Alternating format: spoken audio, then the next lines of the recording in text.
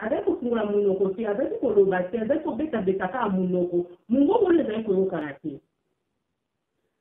mosala nzambe alobi na ye kolangwa alobi titango nini okolekisa kolangwa na yo ye alobi na langwe te or bible ezoloba na biso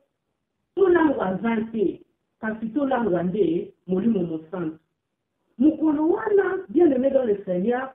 ezalaki nde molimo mosantu koloba kati na ana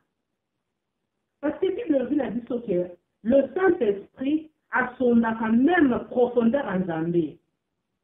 molimo na nzambe mokolo wana bien aimé dans le Seigneur akendaki kosonde profondeur ya nzambe mpona ntina likambo ana akoti na kati ya mozindo ya nzambe amoni ke kolo azalaki na besoin ya mutu oyo akoremplace et prophète Eli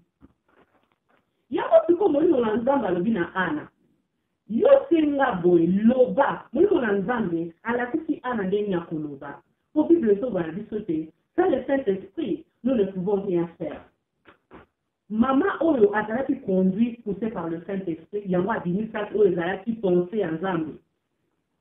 lelo oyo bien aimé dans le Seigneur biso sikoyo ntango tosengaka nzambe ya Bible ntango tozokuta liboso ya Jésus-Christ de l'Éternel Jésus-Christ de Nazareth pardon ntango tozokuta liboso na nzambe oyo mpona kokende kosenga eloko mposa na biso ezalaka nini to bademande na biso ezalaka nini est-ce que Jésus-Christ de Nazareth atrouvaka compte na ye na kati ya bademande na biso yango wana ezali point d'interrogation lelo oyo okoki kozala na posa mbongo lelo na okozala na posa mbongo nazosenga nzambe na bikolo pesanga mbongo nasala ta mosusu nasunga bafamille na ngai pesanga mbongo nasala ta mosusu boye mais na demande nga nazosala compte na nzambe ezali te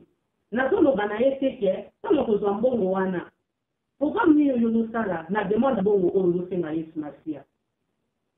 programme na yo ezali ntango na kozwa mbongo na kosomba eloko boye namonaki elamba moko boye nasepelaki nango soki nazwi mbongo na kosomba namonaki voiture moko nasepelaki nango soki nazwi mbongo na kosomba mais tozokosana na kati ya demande ozosala Jésus Christ donc osili même sapar na ye eza na kati te bien aimé dans le Seigneur ekozala pasi na kaya ndenge wana mpona kozwa ane na bane azali kokende na temple azali kosenga bane na bane azali kolela mais tant que par na nzambe ezalaki na kati wana te ane moye te azwa oyo ezalaki kosenga na ezalaki te alors lelo oyo bien aimé dans le Seigneur yo soki ozosenga mbongo nga soki nazosenga mbongo nzambe ya Israël Jésus-Christ de Nazareth soki azose retrouve na kati te désolé nzambe wana mpona baoyo ya ye ekowumela demande na yo ekowumela mpona yo mwana nzambe Anne azalaki servante de l'Éternel bane na bane azali komata mais lokola na kati na mosala na nzambe azali kosala profit ya nzambe ezalaki te nzambe awumisaki mpe demande na ye yango lelo ntango yo ozosenga mbongo ntango yo ozosenga mwana lelo okosenga mbongo lobi bapesa yo nozokanisa même pas ke na oyo nzambe akopesa yo na oyo Jésus-Christ de Nazareth akopesa yo par ya nzambe eza nini soki ozosenga mbongo ndenge wana totala motuna olobi ke par na nzambe na kolongola 1/10 na ngai par na nzambe na kolongola offrande na ngai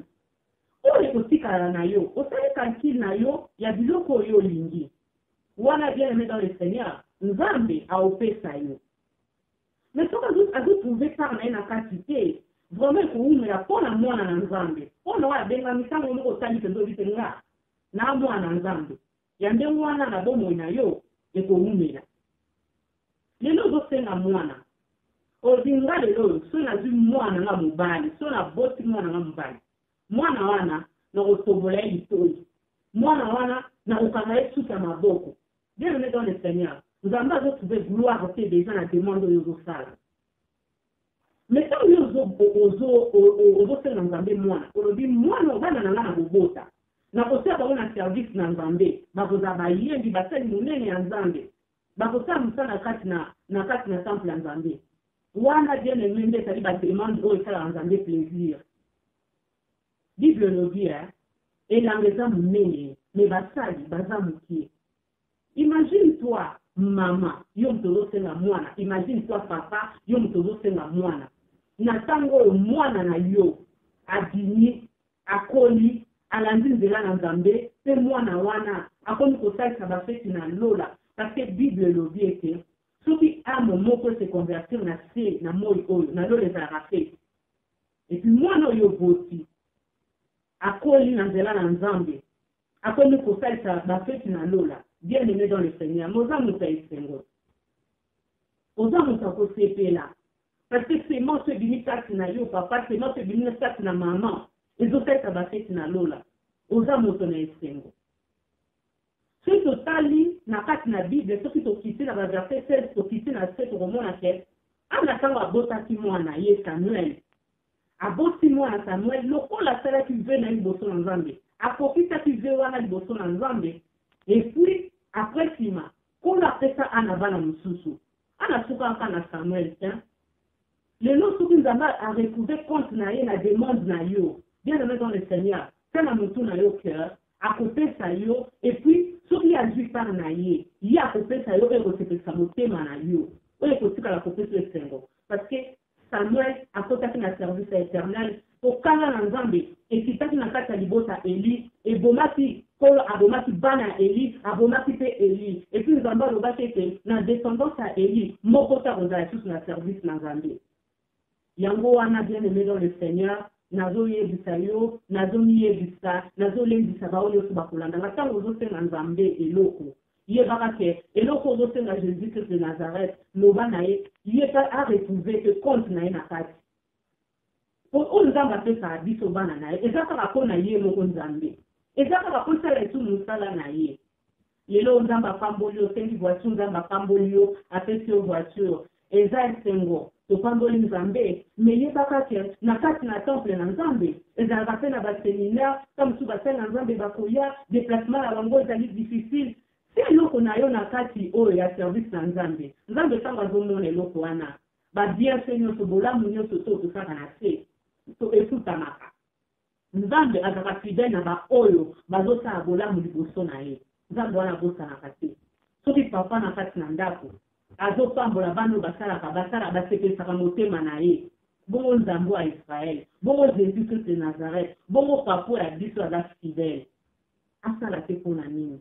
Yango wana terme na biso lelo ezalaki te, je le constaterai à l'Éternel. Demande oyo ozosala wana yebisa Nzambe soki opesi ngai na kosala ngo mpona lokumu na yo liboso. Le reste ekotikala na kosunga nango bomoi na ngai ya famille na ngai mpe le reste. Yango wana ezalaki partage na biso ya mokolo na lelo. Nzambe wana apambolama na kombo na Yesu. Amen.